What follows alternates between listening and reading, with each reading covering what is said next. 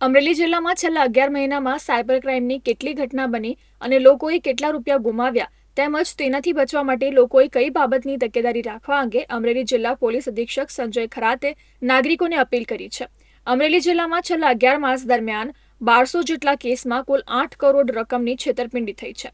આ ફરિયાદોના આધારે SP Sanjay Kharate cyber ક્રાઇમની અલગ અલગ ટીમો બનાવી ગુનાઓ ડિટેક્ટ કરવા અને નાણાં પરત અપાવવા માટે કામગીરી શરૂ કરાવી છે. જિલ્લા પોલીસે અત્યાર સુધીમાં ગુમાવેલી રકમના લગભગ 10% એટલે કે 70 લાખ રૂપિયા જેટલી રકમ અરજદારોને પરત અપાવવા સફળતા મેળવી છે. અત્યાર સુધીમાં 42 જેટલી રૂબરૂ ફરિયાદો પણ પોલીસ દ્વારા નોંધવામાં આવી છે. સાયબર ફ્રોડ અંગે માહિતી આપતા એસપી સંજય ખરાતે જણાવ્યું હતું કે આવા કિસ્સામાં સૌપ્રથમ નાગરિકોએ 1930 ઉપર કોલ કરવો, જેથી તમારા રૂપિયા આગળ જતા અટકી જશે અને અમુક સમય બાદ પેમેન્ટ પરત મળી શકે છે. અરજદારો રૂબરૂ મળ્યા બાદ ફરિયાદો નોંધાવે છે તેવી 42 જેટલી ફરિયાદ પોલીસે નોંધી છે. વધુમાં પોલીસે નાગરિકોને અજાણ્યા નંબરથી મોબાઈલ પર આવતી એપીકે ફાઇલ ડાઉનલોડ ન કરવા અને સાવચેત રહેવા માટે અપીલ કરી છે. અને ડિજિટલ અરેસ્ટ ટાઈપની કોઈ ઘટના, કોઈ જોગવાઈ નથી. તમને અરેસ્ટ થાય એટલે રૂબરૂ આવીને પોલીસને તમને અરેસ્ટ કરવું પડે છે, ઇન પર્સન, રૂબરૂમાં.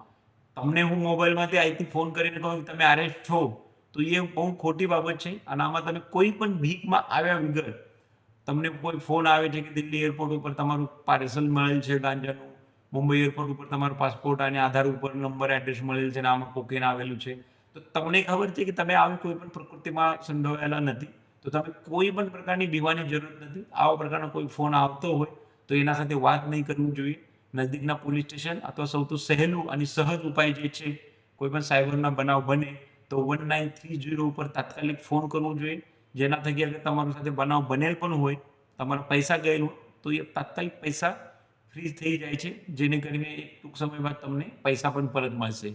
એટલે અમારી અપેક્ષા છે કે સાયબર બાબતે તમે જે ઇન્ટરનેટ ઉપર, મોબાઈલ ઉપર જે સમય વ્યતીત કરો છો, તે વખતે તમે એ ખાસ ધ્યાન રાખો કે માર્કેટમાં કોઈ પણ વસ્તુ તમે ફોકટથી અથવા વધુ લાલચમાં આવીને સસ્તામાં અથવા બમણા ફાયદામાં મળવાની નથી.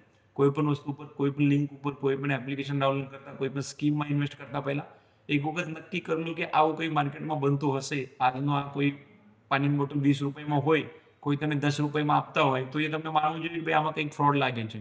તો એ માર્કેટના નિયમો મુજબ આપણે કામ કરવું જોઈએ. કોઈ પણ સાઇટ ઉપર